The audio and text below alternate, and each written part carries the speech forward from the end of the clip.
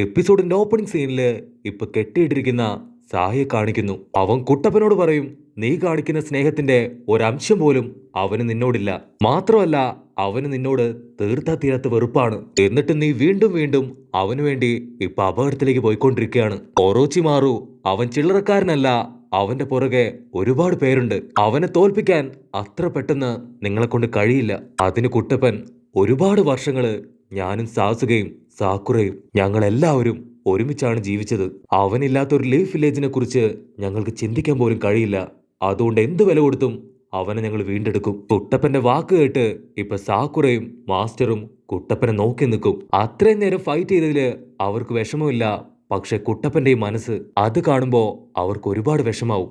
അത് കഴിഞ്ഞ് ഇപ്പൊ മാസ്റ്റർ പറയും, ഇവന് കാവലായിട്ട് ഒരു ക്ലൗണിനെ നിർത്തി നമുക്ക് ഗുഹയിലേക്ക് പോകാമെന്ന് പറഞ്ഞ് ക്ലൗണിനെ ക്രിയേറ്റ് ചെയ്യുന്ന ആ ഒരു സമയത്ത് ലോങ് ഷോട്ടിന്ന് അറഞ്ചം പൊറഞ്ചം ഒരുപാട് കത്തികള് അവർക്ക് നേരെ പറന്നു വരും. ആ സമയത്ത് ഇപ്പൊ നമ്മുടെ മൂന്നാൾക്കാരും അവിടുന്ന് ചാടി തെന്നി മാറും. അവരെന്താ സംഭവിച്ചെന്ന് പറഞ്ഞ് ഇപ്പൊ ചുറ്റും നോക്കുമ്പോഴായിരിക്കും സാക്ഷാൽ കബൂട്ടോ. അവൻ മാസായിട്ട് അവിടേക്ക് ചാടി വീണ് നിൽക്കുകയാണ്. കുട്ടപ്പൻ കബൂട്ടോയെ കണ്ട് അവൻ കലി കയറി പറയും, നീ ഇപ്പൊ തന്നെ ഓടി രക്ഷപ്പെട്ടോ, അല്ലെങ്കിൽ നിന്നെ തല്ലിക്കൊല്ലും ഞാൻ. കബൂട്ടോ ചിരിക്കും.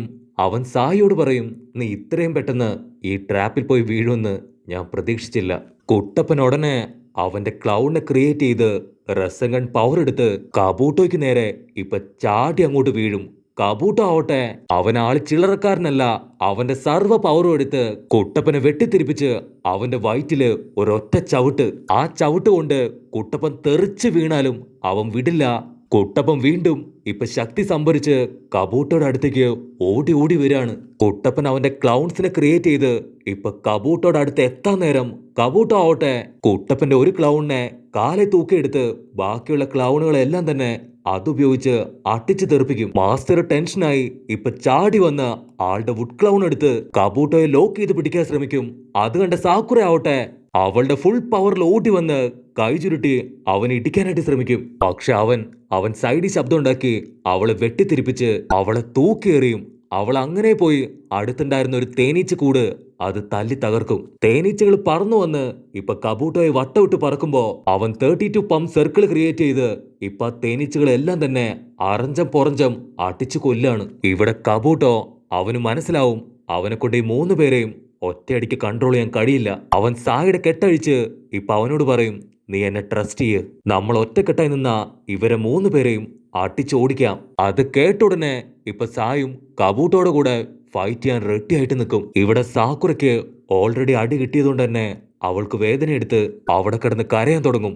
ഇവിടെ കബൂട്ടോ അവൻ മാസായിട്ട് നിന്ന് പറയും, ഇത്തവണ കുട്ടപ്പ ഞാൻ നീയുമായിട്ടാണ് ഫൈറ്റ് ചെയ്യുന്നത്, എനിക്ക് നിന്നെ ഫൈറ്റ് ചെയ്ത് തോൽപ്പിക്കണമെന്ന് പറഞ്ഞ് കബൂട്ടോ കുട്ടപ്പന് നേരെ ചാടി വീഴുമ്പോ അപ്പൊ കറക്റ്റായിട്ട് സായി അവിടേക്ക് ചാടി വീണ് കബൂട്ടോയുടെ കൈ പിടിച്ച് തിരിച്ച് ഇപ്പൊ അവനെ മടക്കി ലോക്ക് ചെയ്യും. നമ്മുടെ ആൾക്കാർക്കൊന്നും മനസ്സിലാവില്ല ഇവൻ എന്താ പറ്റിയെന്ന് പറഞ്ഞ് അവര് നോക്കി നിൽക്കുമ്പോ കബൂട്ടോ അത്ഭുതപ്പെട്ട് ഇപ്പൊ സായിയോട് ചോദിക്കും, നിനക്ക് എന്ത് പറ്റി?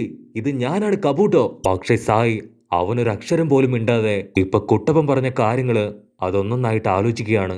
അവൻ ജീവൻ കൊടുത്തും തന്റെ ബ്രദറായിട്ടുള്ള സാസുകയെ തിരികെ പിടിക്കുന്നു പറഞ്ഞത്, സാസുകയ്ക്ക് വേണ്ടി മരിക്കാൻ പോലും ഞാൻ തയ്യാറാണെന്ന് പറഞ്ഞത്, അങ്ങനെ ഒരുപാട് കാര്യങ്ങള് അത് സായിയുടെ ഉള്ളില് ഉറങ്ങിക്കിടന്ന ഇമോഷനെ ഉണർത്തിയിരിക്കുകയാണ്. കബൂട്ടോ നിലവിളിച്ചു പറയും, നിനക്ക് നമ്മുടെ മിഷന്റെ കാര്യം അത് ഓർമ്മയില്ലേ? നിന്റെ മാസ്റ്ററും ഒറോച്ചിമാറു ഞാനും നീയും എല്ലാവരും ചേർന്ന് അല്പസമയം മുൻപെടുത്ത ആ ഒരു ഡിസിഷൻ നീ ഇത്ര പെട്ടെന്ന് മറന്നുപോയോ?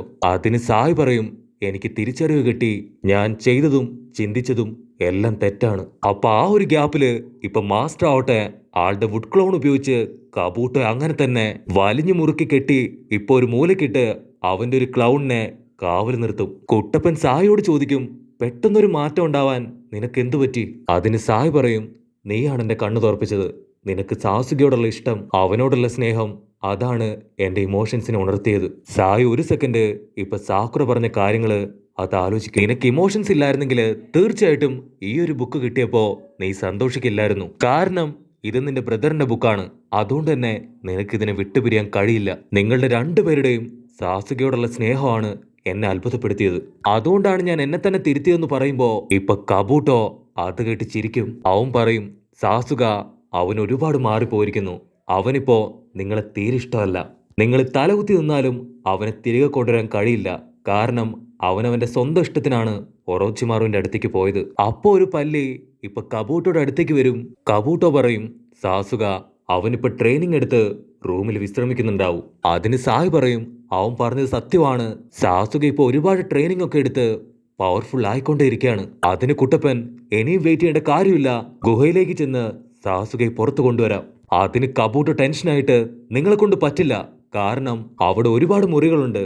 മാത്രമല്ല അത്ര എളുപ്പത്തില് ഒറോച്ചിമാറുവെ പറ്റിച്ച് നിങ്ങൾക്ക് അവനെ പുറത്തേക്ക് കൊണ്ടുവരാൻ പറ്റില്ല.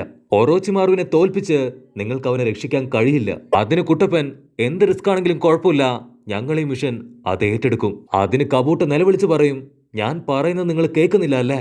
ആ ഗുഹയ്ക്കുള്ളിലാണ് ഒറോച്ചിമാറുവിന്റെ മുറി. അവിടേക്ക് കയറി ചെന്ന് പണി മേടിക്കണം നിർബന്ധമാണെങ്കിൽ നിങ്ങൾ അങ്ങനെ തന്നെ ചെയ്യ്. അപ്പൊ ആ സമയത്ത് നേരത്തെ കണ്ട ആ ഒരു പല്ലി അവിടെ ഉണ്ടായിരുന്ന ഈച്ചകളെ തിന്നൊടുക്കാൻ തുടങ്ങും. മാസ്റ്റർ ഇവിടെ ആളുടെ ഒരു ക്ലൗണിനെ കബൂട്ടയെ നോക്കാൻ ഏൽപ്പിച്ച് അവര് 4 പേരും ഇപ്പൊ ആ ഗുഹയ്ക്കുള്ളിലേക്ക് പോകും. കട്ട് ചെയ്താ ആ പല്ലി ആവട്ടെ ഈച്ചയെ തിന്ന സന്തോഷത്തില് അങ്ങനെ ഹായ് ആയിട്ടിരിക്കുമ്പോ ഒരു പരുന്ത് വന്ന് അതിനെ റാഞ്ചി എടുത്ത് അവിടുന്ന് പറന്നു പോകും. ഇവിടെ നമ്മുടെ ആൾക്കാര് ആ ടണലിലൂടെ മുമ്പോട്ട് ഓടുകയാണ്. പക്ഷെ അത് വലിയ ടണലാണ്. മാത്രമല്ല അതിൽ ഒരുപാട് മുറികളുമുണ്ട്. അതുകൊണ്ട് തന്നെ അവർക്ക് സാസുകയെ അത്ര എളുപ്പത്തിൽ കണ്ടുപിടിക്കാൻ പറ്റില്ല. മാസ്റ്റർ ഉടനെ ഇപ്പൊ കുട്ടപ്പനോട് പറയും, നീയും സായും ഒരു ഗ്രൂപ്പായിട്ട് അന്വേഷിക്കണം. ഒരു ഗ്രൂപ്പായിട്ട് ഇപ്പൊ ഒരു സൈഡിൽ അന്വേഷിക്കണം, മറ്റൊരു ഭാഗത്ത് ഞാനും സാക്കുറെ അന്വേഷിക്കാന്ന് പറയുമ്പോ ഇപ്പൊ കുട്ടപ്പനാവട്ടെ സായിയെ ജസ്റ്റ് ഒന്ന് നോക്കി അവൻ പറയും, ഞാൻ റെഡിയാണ്. അങ്ങനെ അവർ 4 പേരും ഇപ്പൊ 2 ടീമായിട്ട് പിരിഞ്ഞ് അവിടെ മുഴുവൻ സാസുകയെ അന്വേഷിക്കാൻ തുടങ്ങും. നറൂട്ടോ മുൻപോട്ട് പോകെ ഇപ്പൊ സാസുകയായിട്ടുള്ള പഴയ മെമ്മറീസ് ഇപ്പൊ ഒന്നൊന്നായിട്ട് ആലോചിക്കും. കുട്ടപ്പനെ കെട്ടിയിട്ടപ്പോ സാസുക ഫുഡ് കൊടുത്തത്, ഹക്കു കൊല്ലാൻ വന്നപ്പോ സാസുകയുടെ ജീവൻ പണയപ്പെടുത്തി കുട്ടപ്പനെ രക്ഷിച്ചത്, അങ്ങനെ ഒരുപാട് കാര്യങ്ങള് ഇപ്പൊ കുട്ടപ്പന്റെ മനസ്സിലേക്ക് വരും. സാസുക അവസാനമായിട്ട് കുട്ടപ്പനെ തല്ലി തോൽപ്പിച്ച്, നീയാണ് എന്റെ ബെസ്റ്റ് ഫ്രണ്ട്. കട്ട് ചെയ്താ ഇവിടെ സാക്കുറ ആവട്ടെ അവളും സാസുകയായിട്ടുള്ള നല്ല നല്ല മെമ്മറീസ് ഇപ്പൊ ഓർത്തെടുക്കും. ഇവിടെ കുട്ടപ്പനും സായും അവർ രണ്ടുപേരും ഓടിച്ചെന്ന് ഒരു ഡോർ തുറന്നു നോക്കും. പക്ഷെ അവിടെ ആരും ഉണ്ടാവില്ല. അതുപോലെ സാക്കുറയും മാസ്റ്ററും അവരും ഓരോരോ മുറികളായിട്ട് തുറന്നു നോക്കി അവിടെ മുഴുവനും ഇപ്പൊ സാസുകയെ അന്വേഷിച്ചുകൊണ്ടിരിക്കുകയാണ്. നറൂട്ടോ ആണെങ്കില് ഇപ്പൊ ഒരുപാട് റൂമുകൾ തുറന്ന് ടയർഡായിട്ട് നിൽക്കുകയാണ്. നറൂട്ടോയ്ക്ക് ക്ഷീണവും ദേഷ്യവും വിഷമവും സഹിക്കാൻ കഴിയാതെ സാസുക എന്ന് വിളിച്ച് അലറിക്കരയും. കട്ട് ചെയ്ത ഒരു റൂമില് സാസുകയാവട്ടെ അവൻ പതിയെ കണ്ണടച്ച് ഉറങ്ങുന്നതോടു കൂടെ ഈ ഒരു എപ്പിസോഡും അവസാനിക്കുന്നു.